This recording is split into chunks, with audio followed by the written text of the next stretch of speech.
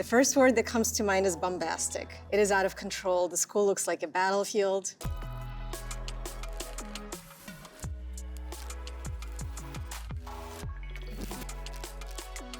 For me, an interesting thesis starts to really combine together a bunch of things that the students have learned over their time at SCI-Arc and then also through their whole entire lives. It's usually somewhat avant-garde, meaning the question that's being asked of architecture is a question that perhaps you haven't heard before. You can sometimes see students developing a way of practicing that's really their own, that you can imagine them continuing on for the next 5 or maybe even 10 years. How can they develop a way of working that they can take with them in the future and they can apply in different ways?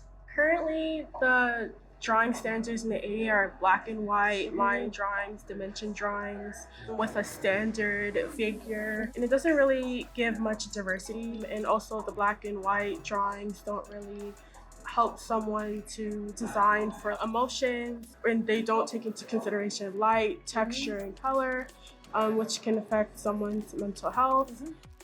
Those are ways in which the drawing conventions and the standards can change in the AEA. I feel like you are not creating for, but you're at a point with this where you can create with. What you've kind of touched upon here, I think, is long overdue. And I really encourage you to continue.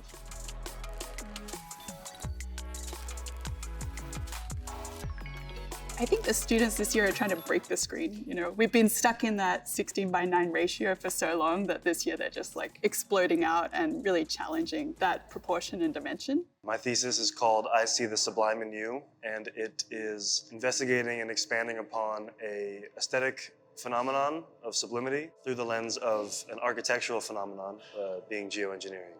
So I've embraced the circularity of the process for thesis, and so the material that we paint in the video and that we're talking about in the model ended up, live in the gallery setting. So these are all recycled parts of the film that I converted into gallery walls on which to put the sort of photographic exploration of the project. Our thesis, Lookout, is a film that investigates the kind of intimate effects of climate change on a family inside a house, breaking away from the abstract, large-scale climate models that we would normally investigate the climate with, and seeing the impacts at a much smaller, more intimate scale. The film itself specifically trying to use inspiration from the climate nihilist lifestyle to influence the way the house is, the kind of activities and behavior that the characters do, and how the story itself devolves to the kind of climax at the end of the film.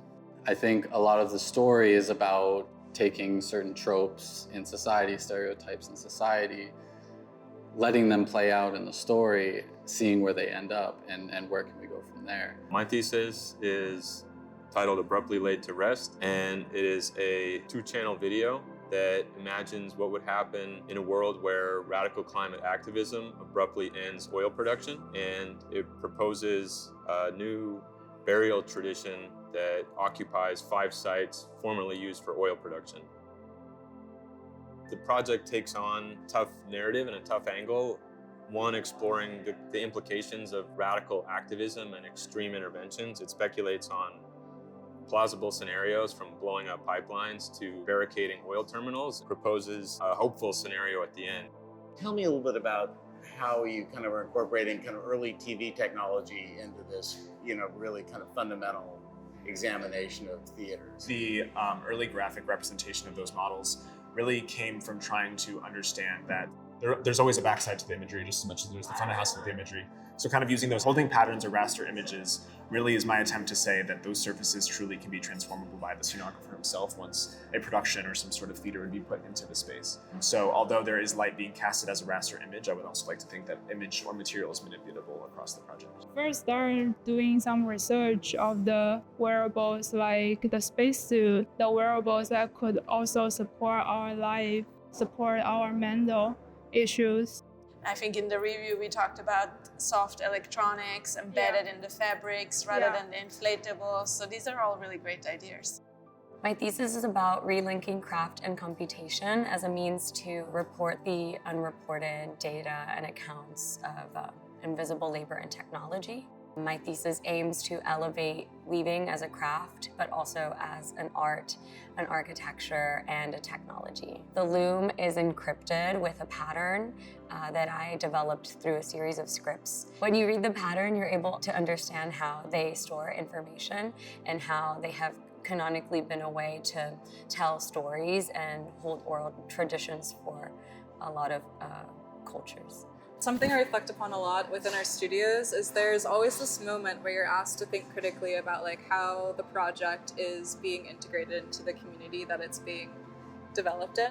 Really interested in ways that we can continue to hold that question is important while in parallel developing like that those formal qualities. Part of what you have developed as a thesis is a way of hosting a conversation, which I always say is what a really good thesis does. I want to make this theory because it's fun for me, but I also want to give people the tools to like totally reject my theory and help me build it like further. So like you give them all your sources and like you give them all your images and you put them all in the same room. Within a project, I think you're starting to see 2 or 3 different takes on maybe things seeming either both monumental but also quite familiar, things seeming digitally formed and also kind of affected by material condition. When they start to mix things together and something new and exciting comes out, for me, that's where it's really inventive and creative.